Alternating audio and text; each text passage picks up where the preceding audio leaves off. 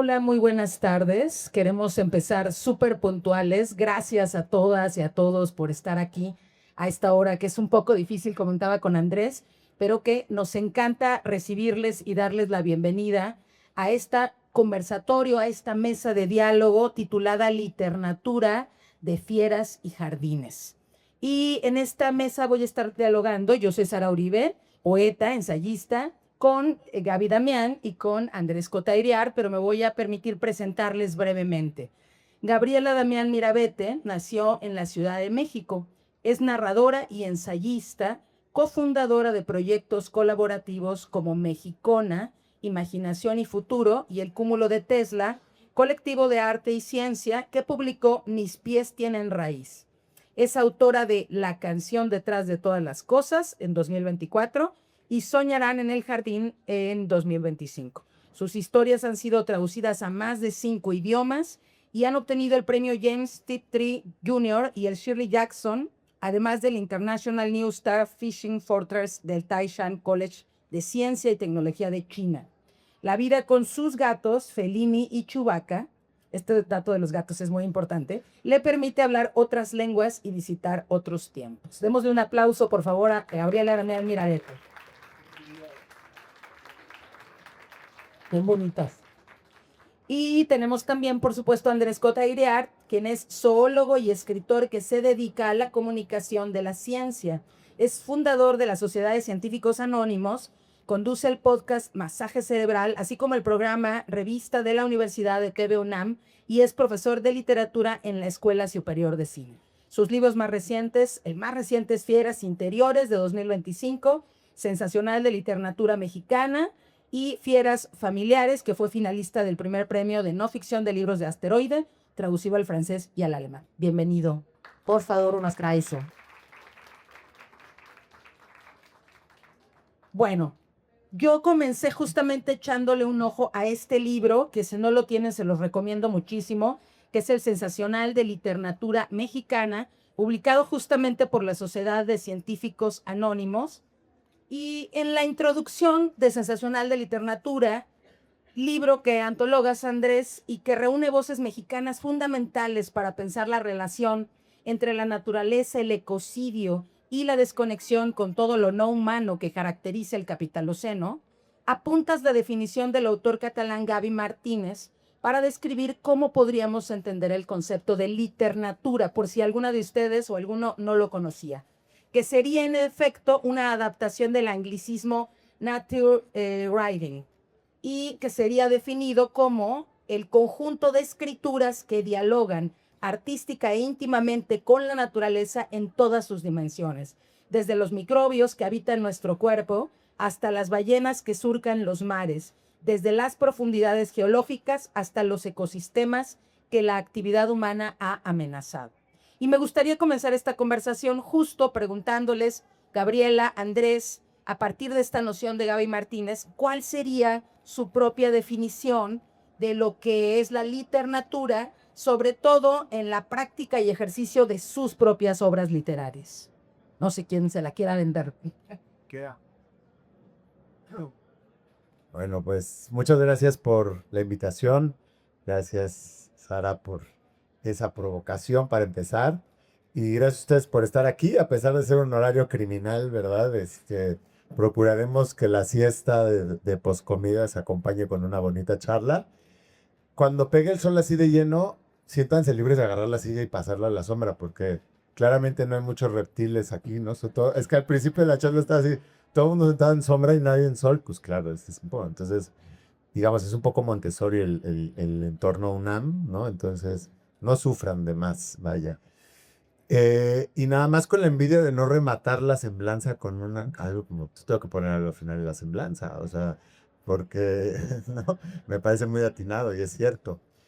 Creo yo que, o sea, para no aventurar así definiciones que constriñan, porque a mí me gusta lo que es, lo que permite, pues, o sea, a mí si en todo caso me pongo una etiqueta que es la literatura o la narrativeza, para poner una desde aquí también, no solo tomar y aprender del otro lado del mar, sino aportar desde acá, o letras verdes o bioescritura o escritura, lo que quieran, diría que tiene que ver con a lo mejor quitar al humano del centro un poco abriendo los ojos hacia arriba, hacia abajo, hacia adentro, hacia afuera, eh, para también contar las historias de otros protagonistas no humanos, pero también entornos y también pensar en el humano bajo una nueva concepción. O sea, no solo es algo como que vamos a aniquilar al humano, es vamos a entender al humano como lo que somos, ¿no? Como primates, como changos, como parte, no solo parte de la naturaleza, sino como naturaleza misma.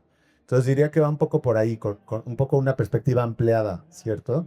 Eh, y no lo definiría mucho más que eso porque me parece que grande parte de su virtud es ser una etiqueta permisiva, o sea, que no define por forma, sino por fondo. Es decir, que pues va a haber cualquier registro que se les antoje a ustedes, va a haber poesía, ensayo, como decías tú, relato, prosa de la que quieran, ficción también, incluso obras no pensadas deliberadamente así, que hacen ecos con, yo las sumaría al canon, obviamente pues periodismo, filosofía, literatura infantil, y me gusta la onda de la narrativa esa para sacarlo nada más de lo literario, porque como somos inclusivos, ¿verdad? En todos los sentidos, pues obviamente que también hay podcasts que tienen este tipo de interés, esta esencia. Obviamente que también hay obras de teatro y también películas o documentales, videojuegos, lo que conversaciones, ¿verdad? Por ejemplo, tenemos muy olvidado en el Fonca, por lo menos ya no es ni si es ni siquiera es Fonca, pero como todo lo que es performático y el arte performática es también valiosísima. Entonces, bueno, por ahí vía. Hasta nada, no lo va a dibujar más, lo dejaría así. Ay, pues, ¿qué puedo superar esto que ya está muy bien? Pero creo que sí tiene que ver también con una actitud, ¿no? O sea, además de como de esta cuestión temática o de esta mirada hacia o esta preocupación que les entra, creo que son muy importantes las actitudes con las que lo hacemos, porque sí hay como una disposición, creo yo, a la escucha que es muy particular y que tiene su origen pues en toda la banda, en toda la gente, que miraba con mucha atención la naturaleza, em, con un sentido de la maravilla también, más que con el beneficio de cómo podría ser, qué beneficio podría traernos como seres humanos, ¿no? Sino como una atención en encontrar, qué sé yo, incluso individuos, ¿no? Que en el mundo natural, ¿no? Como, este pajarito es diferente a este, porque no brinca de la misma manera buscando comida. Esa clase de historia, o sea, creo que sí parte de una atención y una escucha que tiene que ver con una forma, sí, de narrar, aunque no necesariamente estemos haciendo narrativa, ¿no? O literatura, sino contándonos la vida a nosotros mismos, ¿no? Como especie humana y cómo observamos ese mundo compartido con todas estas otras entidades y cómo esa disposición a escuchar, como bien decía Andrés, los convierte a nosotros en otra cosa en relación a, ¿no? Entonces creo que sí, no todo lo que se ha escrito sobre naturaleza tiene esa disposición a la escucha. Hay mucha escritura de la naturaleza que es tremendamente descriptiva y funcional y racional. Y siento yo que esto que se está intentando hacer desde diferentes ámbitos tiene un componente afectivo importante. Y ahí es donde para mí está la diferencia y que a lo mejor es una actitud quizá más contemporánea y más producto de las discusiones que hemos tenido. Por cierto, les recomiendo unos libros de la UNAM maravillosos que se llama Los filósofos y los animales. Es una coedición con la Almadía. No puedo decirles todo lo que me han dado esos libros. De verdad me han hecho llorar, me han hecho asombrarme, me han hecho enojarme. Son libros maravillosos, búsquenlo, aprovechen que están aquí seguramente. De hecho, me falta un volumen porque creo que son 4. Así lo voy a buscar. Bueno, pero el caso es que yo también tengo 3, pero creo que son 4.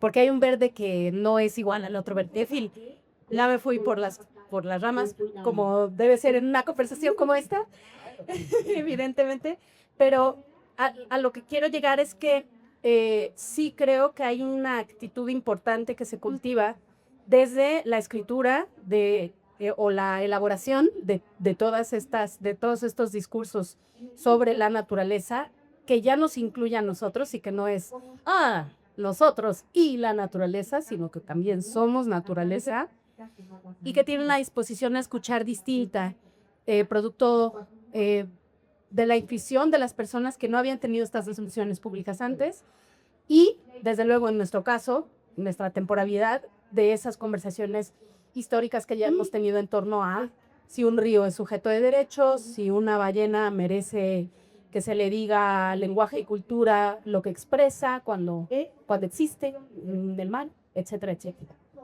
Oye, y me encantan estas dos ideas que están dando. Una que tiene que ver con que la literatura alberga la hibridez. Sí.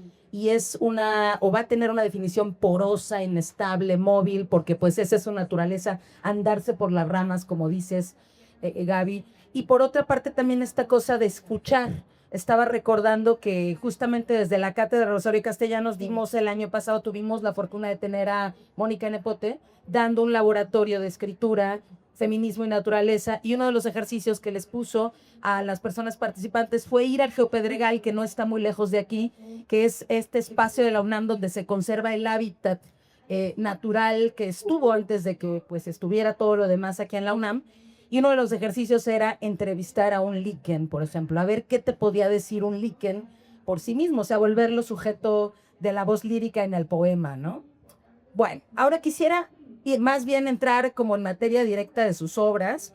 Gabriela, que si no tienen este libro, Soñarán en el Jardín, lo tienen que conseguir, por supuesto. Dos cuentos tuyos de Soñarán en el Jardín, estoy pensando en la conspiración de los elementos y en la sincronía del tacto. La ficción especulativa es una estrategia para colocar en el centro la relación entre lo humano y lo no humano, entre la humanidad y la naturaleza. En el primero hay un diálogo y una colaboración directa entre la comunidad de Ayutla y sus lluvias y sus montañas. En el segundo, otra comunidad, formada por los lazos de la amistad, entabla una conversación donde los árboles, las flores y las semillas les hablan e interactúan con sus cuerpos, todo ello con miras a un posterior e inevitable fin del mundo, en el que la conciencia de una simultaneidad sincrónica de toda la vida ilumina poderosamente el cierre del relato. Andrés, a ti te leí en Kindle, por eso no traigo el libro acá.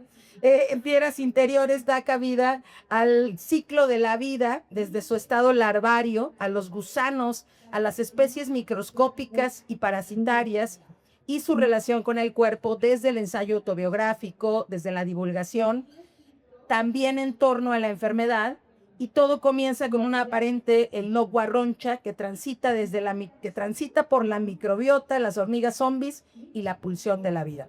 Mi pregunta para ambos está relacionada con una aseveración que hace Jorge Comensal en un ensayo que está en este libro que se llama Mojarras en la niebla, acerca de que la cultura literaria nos educó para escuchar e inventar voces individuales, poemas confesionales, relatos en primera persona o con narradores justamente focalizados en el punto de vista humano. Por tanto, ¿cuáles serían en la práctica sus estrategias escriturales en la ficción, en el ensayo, en la divulgación, para desantropocenizar, o sea, para desfocalizar el punto de vista humano en su literatura? Cuéntenos. Está buena, muy buena esa pregunta, porque es bien difícil, súper difícil. Yo cuando escribí la canción Detrás de todas las cosas, que pues es un libro sobre los minerales, desde los minerales hacia los minerales. Exacto. Pues era como, me tengo que inventar, ¿no? Un lenguaje nuevo o una forma nueva de explicar cómo existen estas entidades en el tiempo y cómo puede ser esa existencia y el propósito de esa existencia y la relación con nosotros. Además de que efectivamente creo que la narrativa, bueno, en general, como la literatura moderna, se ha alimentado mucho del individuo, y además un individuo masculino, urbano, adulto ya más bien tirando a mayor, europeo. Y entonces, a partir de ahí, creo que todos los otros, toda la otra clase de sujetos que escribimos hemos tenido que inventarnos muchas herramientas para narrar la experiencia desde otros lugares. Pero creo que pocas personas se han animado a hacerlo desde estos puntos de vista, ¿no? Como el gusano y el mineral y demás. Y creo que es justo el objetivo, ¿no? De esa escucha y de esa, y en mi caso, de haber escogido muy conscientemente y con mucha alegría y a veces también de forma, sobre todo al principio, totalmente inconsciente, a los géneros especulativos, porque son los que para mí ofrecían mayor apertura, mayor libertad, mayor capacidad de volverse loca y de hacer lo que a uno se le da la gana en la página. Yo desde ese momento dije, ¿por qué habría de regresar a no escribir de esta, o sea, ni siquiera regresar porque nunca lo he hecho, la verdad, sino que para mí es pues la manera más maravillosa de hacerlo, descentrando justo todas estas otras cosas, porque en principio yo no lo soy. Yo me siento más cercano del gusano a veces que de el señor que narra cómo es su vida en Nueva York. O sea, de verdad, de verdad. Y creo que tiene que ver, insisto, con esta disposición a escuchar, ¿no? Entonces, para mí los géneros especulativos son una herramienta fabulosa porque te permite crear las propias herramientas en cada tipo de texto que hagas. O sea, tampoco son las mismas. Y algo muy hermoso que tienen estos modos escriturales es que además son criaturas mutantes, entonces se adaptan, o sea, evolutivamente son maravillosas porque se adaptan a lo que sea, imitan las formas de la naturaleza, se mimetizan con ella, o sea, son criaturas hechas de lenguaje, pero que tienen su propia trama evolutiva, y yo creo que por eso merecen mucho respeto. Y bueno, que las usemos todas las personas, no solo quienes escribimos.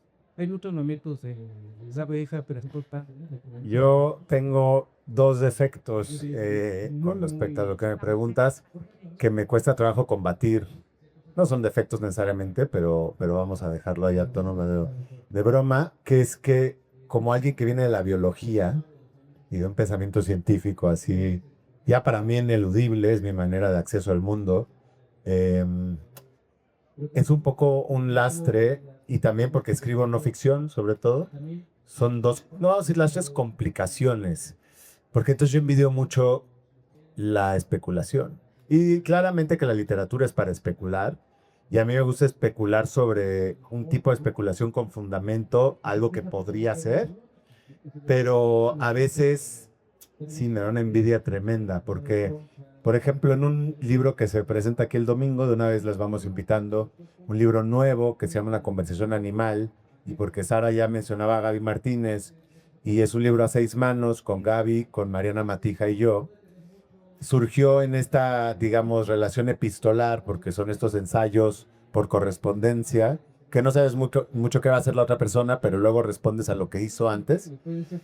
Y salió un rollo como de la escritura no humana, ¿cierto?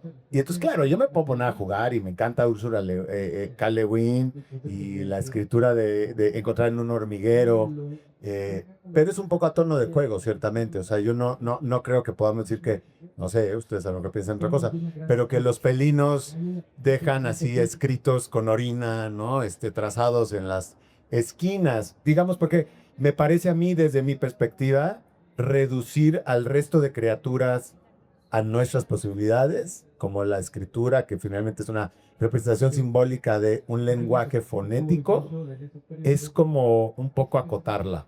Entonces, pero con eso quiero decir que me da envidia porque me encanta la idea y me gusta leerlo mucho, desde luego, pero a veces a mí me cuesta liberarme, ¿no? Entonces, cuando tú me preguntas esto, me cuesta trabajo porque yo no soy alguien que desde mi creación, sí como lector, obvio, pero desde mi creación me atreva mucho a fabular a través de dar voz a alguna criatura, porque es muy difícil huir, o sea, es muy difícil escapar del antropomorfismo al hacerlo.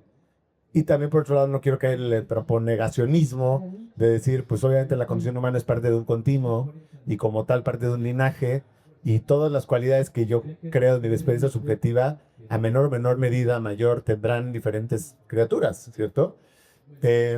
Entonces yo en mi estrategia, porque preguntar las estrategias, sí es que hay estrategias, porque yo creo que uno escribe un poco lo que le sale y escribe un poco, pues, ¿no? No necesariamente deliberadamente decirlo, mi estrategia es no sé qué, pero ahora que lo preguntabas, es un poco hacer evidente nuestros sesgos. Es decir, dado que no puedo habitar al otro realmente, o para mí es complicado, lo que sí puedo hacer es evidenciar la fragilidad de nuestra impresión como humanos y nuestra insignificancia y nuestra completa casualidad de estar aquí en este momentito de la historia del planeta. Y si lo ves en términos geológicos, no hemos existido prácticamente. Entonces a mí como estrategia diría que es eso, es más como a través de atacar un poco lo miope que solemos ser, o que somos siempre, de alguna manera se evidencian, ¿no? Como todos nuestros límites de concepción y por lo tanto se abre la posibilidad de asombro en todo lo demás. A mí siempre me llama la atención que, por ejemplo, nos sorprenda que las plantas hacen ruido y que perciben sonido. Y nos sorprende, a mí me lo cuentan y digo, ¿qué? Ahora, hace poco descubrí que las plantas las puedes después poner anestesia y responden a la anestesia, ergo tienen un estado no anestesiado, duermen, y me sorprende muchísimo, pero porque yo mismo caigo en esta trampa de asumir que no. O sea, asumo que las plantas hacen ruido porque no hacen ruido que yo perciba. Y como eso es un ejemplo muy básico de todo lo que hay alrededor. Entonces creo que al evidenciar nuestros límites de entendimiento, se van abriendo esas dimensiones de que dices, puta, si esa planta hace ruido, ¿qué no más pasa? ¿No? Por ahí ya. Sí, fíjate, me hiciste pensar que al principios del año pasado, yo tengo un balcón en mi casa y se me ocurrió la idea, como estaba escribiendo un poemario sobre pájaros, se me ocurrió la idea de salir a leerles poemas a los pájaros. Entonces les leía poemas sobre pájaros a los pájaros. Pero luego me topé con un artículo que hablaba sobre que durante la pandemia lo que se descubrió es que los sonidos que hacemos los humanos alteran el canto de los pájaros. Me sentí tan culpable porque dije yo ahí leyéndoles poemas y probablemente estaba alterando algo trascendental de la música de los pájaros sin saberlo. Pero escuchándoles a los dos, escuchando hablar de la ficción especulativa como una herramienta, como una estrategia, pero también como del disclaimer de los sesgos, de esta posibilidad del asombro como estrategias, pues justamente pensaba en ese trabajo, digamos, actual que se está realizando para encontrar esas estrategias que descentren la humanidad de los relatos, ¿no? Un poco lo que dices tú acá, la necesidad de hacer como un panorama mucho más abierto, ¿no? Pero también hay una coincidencia que me parece importantísima en tu cuento, el de la conspiración de los elementos, y en tu texto que aparece aquí en Sensacional de Literatura Mexicana, titulado La víbora de los ojos dorados, y tiene que ver con la relación entre la devastación de las reservas naturales, la violencia del capitalismo, no solo sobre los cuerpos, sino también sobre los territorios. Es decir, hablando más llanamente, la relación entre la violencia del narco, del crimen organizado, de las empresas extractivistas, los procesos de despojo, de secación y deforestación. En tu cuento, Gabriela, y mediante la ficción especulativa, logran los habitantes de esta comunidad una suerte de pacto con la naturaleza para enfrentar a los grupos armados que habían secuestrado su manantial. Y en tu ensayo, Andrés, la búsqueda de la serpiente más extraña de México, los últimos vestigios del bosque de niebla, se vuelve una expedición de alto riesgo debido a la latente amenaza de un posible secuestro, que vuelve prácticamente intransitable ese territorio. Entonces quería indagar con ambos acerca de cómo es que se plantean en sus obras el abordaje de esta relación entre la naturaleza y la violencia de la necropolítica, del necrocapitalismo, ¿no? O sea, cómo está relacionado en este momento literatura, naturaleza y violencia, ¿no? no sé si me explico, Gracias. pero es Vito con... Ay, híjole, es un terror y el guro. Y bueno, nada más para añadir y que no se me olvide a esto que decía Andrés, también creo que hay que hacer mucha labor de traducción. O sea, porque claro, el peligro de antropomorfizar o centrar otra vez en lo humano o limitar la experiencia de todas las otras entidades a lo humano, pues no es muy... no estamos haciendo bien esa labor. En mi caso, bueno, la imaginación es un componente muy grande, pero también con los límites que impone el conocimiento, que finalmente de eso se trata la ciencia ficción también, ¿no? Como tratar de especular a partir de lo posible y volverse loca con lo imposible, ¿no? O sea, como acudir a esa seducción o esa tentación, pero también como con el objetivo no nada más de regodearme yo en lo que quiero decir, sino en hacer una labor de traducción, ¿no? De decir, esa experiencia es así y el equivalente que tendría sería esta, humano, porque no, o sea, nos cuesta entender otras cosas que se escapan de nuestra dimensión. Entonces sí tenemos que ser traductores hacia lo humano, aunque pues evitando ser antropocentristas, digamos, ¿no? Eso por un lado. Por otro lado, y tiene que ver también con esta pregunta de Sara, creo que también hay un componente humano ahorita muy importante en toda la discusión sobre la naturaleza, que tiene que ver con las personas que defienden el territorio y que están siendo asesinadas y que están siendo violentadas y que incluso, pues eso, gente que antes no estaba en riesgo, como una bióloga, un biólogo que van a recoger una especie, pues ahora también están en esa línea y ahora sí la deben y la temen también, ¿no? Entonces creo que es importante justo en este momento implicar esas dos líneas, ¿no? Porque es lo que está pasando y es además lo que está evitando que estos esfuerzos que se hacen desde este ámbito de lo cultural, de lo artístico, para evitar la devastación, no sirvan de nada si quienes están en la primera línea están en riesgo. Entonces hay como una retroalimentación muy necesaria acerca de sí implicar a los seres humanos, sí dar cuenta de todo lo que implica su desaparición, porque en un momento como este, su desaparición y la violencia hacia ellas, hacia ellos, implica la desaparición de todo lo demás, ¿no? Entonces creo que también es importante atender a esta dimensión humana con todas las herramientas que tengamos, ¿no? A mí me parece que desde la narrativa es importante. El caso del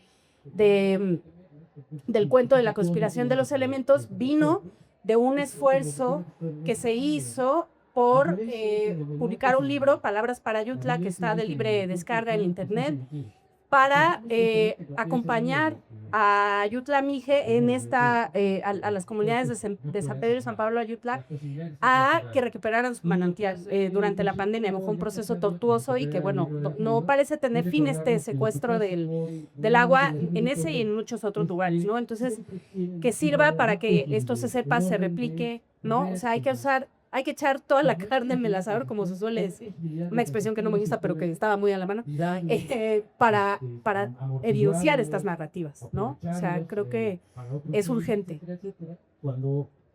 Ay, Dios. A mí hay algo que me preocupa, que es que evidentemente siento que es muy difícil empezar a solucionar las cuestiones ambientales y las cuestiones que tienen que ver con dar lugar, voz o apreciar a otros seres no humanos cuando entre humanos nos tratamos tan mal. Entonces, por ejemplo, cuando se dice desde la defensa, digamos, que no nos queda más con las leyes que intentar volver al río como persona, ¿no? Una persona no humana para que tenga representación ante la ley, ¿cierto?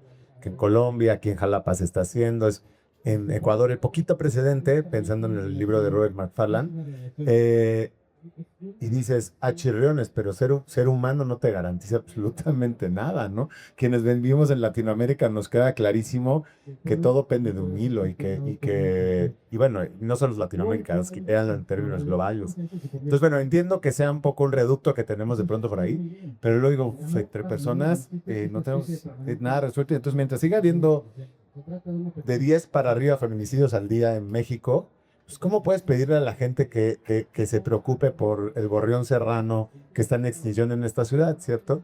Es complicado. Ahora, pensándolo con lo que decías de los territorios y de la conservación hoy en día, pues Valeria Tous, una amiga de aquí de la Facultad de Ciencias, donde yo estudié, que se dedica a la conservación y que decía que es como que es la conservación en el mundo de Mad Max, ¿no? Porque ya de por sí era dura la conservación, o sea, estar cuidando o observando a los 30 lobos que están en libertad, lobo mexicano, estas cosas que somos los humanos como absurdas de extinto en libertad, como si hubiera algo más, ¿no? O sea, no hay nada que no sea la libertad, no hay nada que no sea habitar en un entorno. Pero bueno, mal que bien no había lobos en zoológicos y se volvieron a poner en Janos, en Chihuahua, hay 30. Y entonces tú como un biólogo o bióloga de campo dedicada a los lobos en Janos, pues vives en la tienda de campaña ahí en invierno que nieva, ¿no? Durante años, mal pagado, mal comido, o sea, ya era rudo.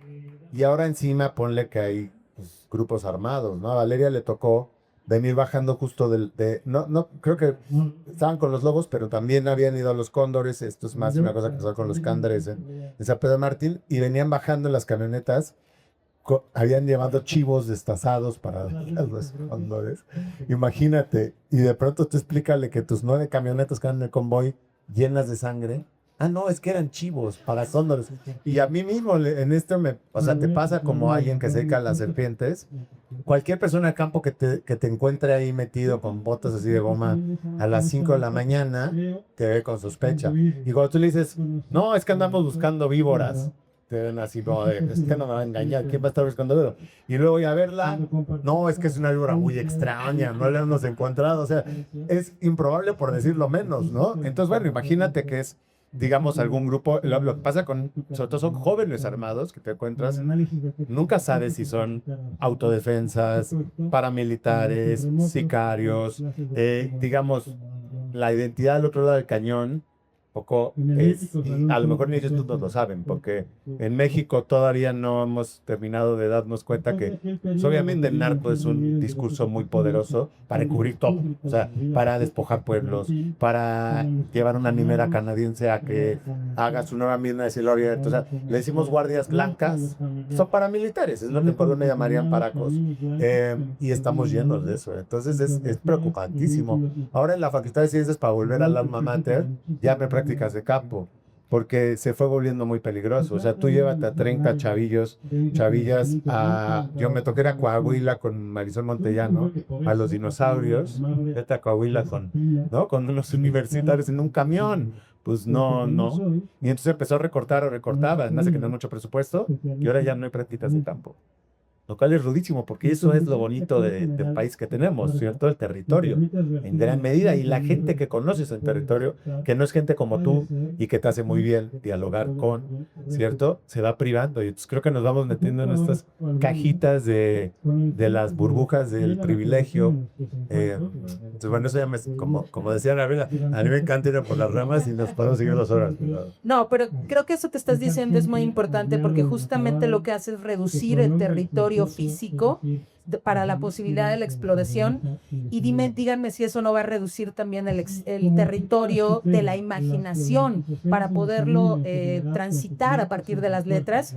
Y antes de irme a la otra pregunta, nomás quería regresarme a esto que estaban hablando sobre la problemática del dar voz sin antropomorfizar esa voz de la naturaleza, y pensaba mucho, lo relacionaba con las escrituras geológicas de Cristina Rivera Garza, ¿no? Y esta búsqueda que ya no es de darle voz al territorio o a la naturaleza, a los animales, a las flores, sino de indagar dónde está esa voz para poder escucharla. Y si se tiene que indagar a través de documentos, a través de archivos, a través de búsquedas, que bueno, pues eso ya está un poco limitado, pero la idea es más bien justamente lo que decías desde el inicio, que es escuchar. Y pienso mucho en tu último cuento, el que da título al libro, el de Soñarán en el jardín, lección y sin querer hacerles demasiados spoilers de este libro, porque ahí está obviamente para que se lo lleven, pensaba en esa posibilidad que plantea, la de hacer presentes, volver de alguna manera a la vida a mujeres víctimas de justo lo que acabas de mencionar, de feminicidio, a quienes les han arrebatado la vida y la posibilidad de un futuro, un jardín poblado de la posibilidad de recuperarlas a todas y de que ellas mismas pudieran soñar con sus futuros truncados. Pienso también, Andrés, en el fino trabajo en tu escritura de Fieras Interiores, de hacer visible toda esa vida minúscula, insignificante, que pareciera que no está ocurriendo en este momento, que nos habita. Y pienso en el lema de este año de la Fiesta del Libro y la Rosa, nombrar para existir. Y digo, ya lo hemos dicho mucho, que aquello que no se nombra no existe, pero quería como especular aquí preguntándoles si creían que la literatura podía ser una suerte de ejercicio de literatura restitutiva. O sea, ¿qué posibilidades tendría de restitución, de nombrar de las vidas truncadas, de las vidas no visibles, hacia esta imaginación recortada y perdida cada vez más, ¿no? Detenida por el contexto social de Sí, yo creo que para eso estamos, ¿no? Es una de de los espacios en donde se puede construir eso y proponer incluso una reescritura, o un desnombramiento también. Pienso en otro cuento de Ursula Le Guin que se llama Ella les desnombra, y es Eva, Lilith, en el paraíso, entre Eva y Lilith, pero con este don de nombrar a los animales que de repente ya no quiere, y le dice a Adán, que Adán por supuesto que la ignora, está haciendo sus cosas con herramientas, y ella le dice, oye, no quiero esto, quiero ser una de ellos, quiero que ya no tengamos nombres. Y entonces creo que todos los animales, el gato dijo, a mí sí me gusta gato, perdón, ustedes hagan lo que quieran, pero el ñu dijo, no, es que costó mucho llegar a ese nombre, está bien bonito, no me le quiten, por favor. Pero salvo ellos dos, todos los demás dicen sí, sin nombres, gracias, ¿no? Y se van a correr salvajemente junto con ella, porque ella dice, quiero volver a sentir la curiosidad de olerte y de querer comerte en igualdad de condiciones, sabiendo que tú también me puedes comer a mí, pero conocerte y estar contigo, ¿no? Y creo que en ese sentido este cuento es como siempre, ¿no? La rebeldía de lo especulativo propone una manera, pues sí, de reconfigurar esa relación, ¿no? A través del desnombrar. Y me parece muy bonito que tengamos esa posibilidad a través de estas conversaciones, ¿no? Como de ir renombrando, reescribiendo, desnombrando, restituyendo, porque creo que también muchas veces caemos en la tentación de pensar que esto está separado de la vida, los libros, de la literatura, y la verdad es que no. Están hechos de lenguaje y nosotros también, y están hechos de experiencia y de vida. Y como tú decías, ¿no? Los paisajes allá afuera son los que pueden crecer allí, recrecer, reverdecer, y en la medida en cómo confiemos más en el poder que tienen, en el poder restitutivo de las artes y de la literatura, es que podemos controlar un poco más lo que queremos para nuestra vida, para nuestro futuro. O sea, no son herramientas menores las artes y la literatura. Parece, en un momento como este, histórico y tan feo, tan horriblemente espantoso, parece un poco ingenuo decirlo, pero no tenemos más poder del que creemos, y las palabras son súper potentes. Entonces, pues no hay que cejar en el empeño de restituir y renombrar. Hombre, el cambio cultural está garantizado, lo que pasa es que a veces es lento, ¿no? Pero desde luego que bueno, ¿qué vamos a decir? O sea, esto es de alguna manera las historias y la posibilidad de entender ficción y crear entes imaginarios que luego van y tienen un efecto en el mundo físico, ¿cierto? Pues es lo que nos hace humanos. Eso yo creo que es virtud y lastre de la humanidad, Y entonces somos las historias que consumimos, desde luego. Y quien decía, mi universo es el límite de mi lenguaje, ¿no? En parte. Ahora lo bonito es que, claro, ese universo, ese lenguaje, se puede diversificar y se puede complejizar y se puede asilvestrar tanto como casi que uno desee, porque ya tenemos un buen alud de siglos de creación. Y entonces eso es bueno darse cuenta, ¿no? O sea, cuando uno dice es que qué historias consumes tiene un carácter político completamente, porque aquello que consumas, aquello que entiendas, aquello que te digas que eres, que va a ser poder cuestionar, ¿cierto? Y esa posición crítica creo que es el único valor como individuos que realmente tenemos. Ahora, cuando decía esto de restituir, pues no sé si restituir, pero por lo menos sí quedar como testimonio de, porque pues a la orden del día se están extinguiendo, ¿qué es? Un par de especies, a veces al día, depende del día. Depende de un buen día, pero pues son en el orden de varias especies al mes continuamente, de las que conocemos, de las que han sido evaluadas, de las que hemos notado. Potencialmente se ha descrito el 20% de la biodiversidad, o sea, que vas a ver cuántas no. Y si prestaras atención al mundo de los hongos o de las bacterias, quién sabe cómo sale la extinción bacteriana. Ahora, 99% de las criaturas, seres, plantas, hongos, bacterias que han existido están extintos. Eso se hay que abordar si vivimos en un planeta que la capita viva, que es lo que mantiene la vida pulsante, es minúscula. Y por lo tanto hay una cierta fragilidad para con el linaje, ¿cierto? Pero bueno, no sé, entonces restituir, pero sí dar testimonio y también ser posibilidad, pues aquí esta es una feria del libro, no hay que defender la posibilidad de las historias, pero bueno, yo nunca voy a subir el Everest, a menos que me castiguen, nunca quiero subir el Everest, porque es lo más rudo que hay en términos humanos, pero me encanta leerlo, me encanta verlo, ¿no? Y me llama muchísimo la atención, y lo puedo, segundo a vivirlo, pues es leerlo, es habitarlo desde la página, entonces ahí hay como un poder. Ahora, nada más para no estar de acuerdo en todo, hace rato como que hay una cuestión de ver esto como algo de alguna manera contemporáneo o algo fresco, como el cruce entre disciplinas, el cruce entre humanidades y ciencias a veces, o filosofía ambiental, porque no todo tiene que ver con divulgación, por supuesto. Y en realidad creo que es tan antiguo como la cultura misma. O sea, también tenemos un sesgo de que el mundo que nos toca vivir es como creemos que es, pero hasta hace muy poquito, es decir, las últimas generaciones, pues todo sería de una manera un poco más integral, ¿no?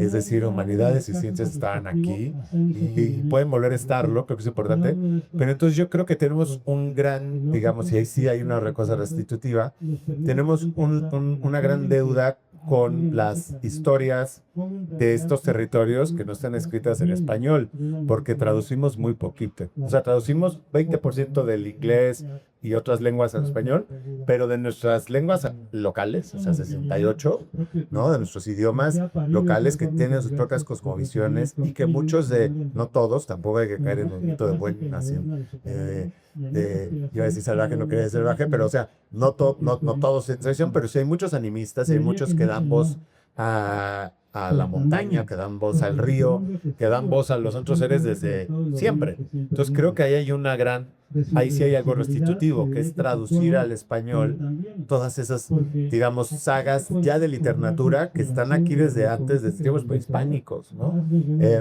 Y entonces creo que eso sería dichoso, porque muchas veces estamos redescubriendo lo mismo que ya habíamos dicho, solo que pues a ti no te lo habían dicho, ¿no? Pero entonces creo que ahí hay un poder de este tipo, ¿no? Un proceso de restitución originario para con las nuevas originarias, justamente. Oigan, yo la verdad que preparé un montón de preguntas porque como buena Capricornio, siempre creo que el tiempo me va a alcanzar para más cosas, pero no. Y no quisiera, tenemos como 5 minutitos, no quisiera ser la acaparadora. Si alguien del público tiene alguna pregunta que quisiera lanzar, breve, bueno, conecta que sea una pregunta, pues díganos, por favor.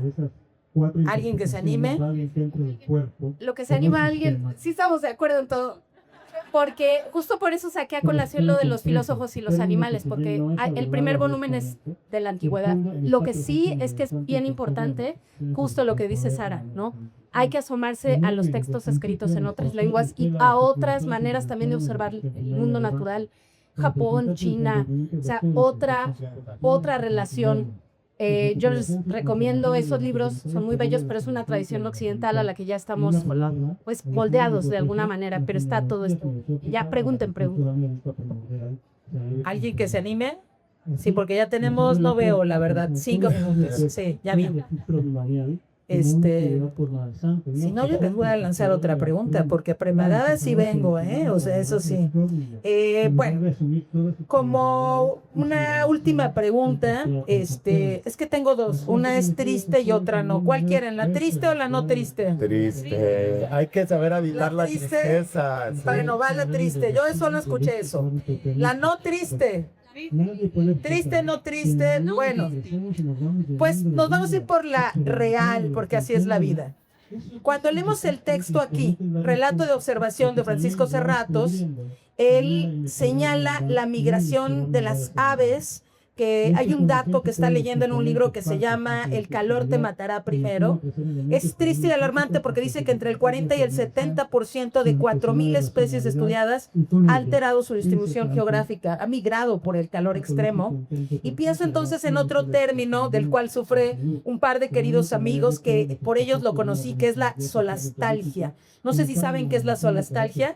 La solastalgia es un neologismo que describe la angustia, el estrés mental o existencial causado por el deterioro medioambiental y la destrucción del entorno familiar. A diferencia de la nostalgia, es el dolor de perder el hogar sin moverse físicamente, provocado por las crisis climáticas, minería, cambios irreversibles en el paisaje. Entonces, mi pregunta final sería: si, como tú afirmas, Andrés, una manera de seguir resistiendo es seguir enriqueciendo las narrativas, ampliando nuestra perspectiva y volviendo más exuberante el panorama de las historias que nos definen, ¿qué puede la literatura contra la solastalgia?